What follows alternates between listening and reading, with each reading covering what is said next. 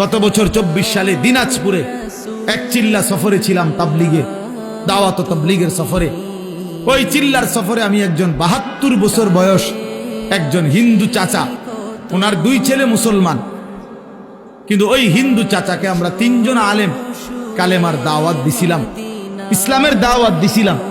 2.5 ঘন্টা ওনারে আমি বুঝাইছিলাম। আমরা 3 জন কাঁদছি, চোখের পানি ফেলছি ওনার সামনে, যে চাচা আপনি কালেমাটা পড়েন, আপনার ছেলেগুলো মুসলমান, ছেলের বউ মুসলমান হয়ে গেছে, নাতি নাতনিগুলো মুসলমান হয়ে গেছে, আপনার ঘরে ছেলের আল্লাহর কোরআন পড়ে, আপনি সেই অবস্থায় এখনো কেমনে রয়ে গেলেন?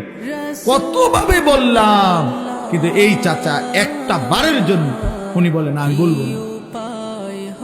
আমি কাঁদছি পর্যন্ত নিয়ে।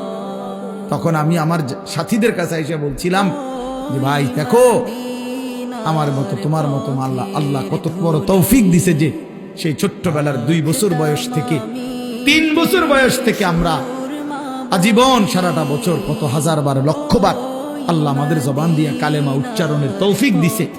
আর এই 72 বছর বয়স্ক লোকটা জীবনে তার মালিকের নাম একটাবার বলতে পারে না।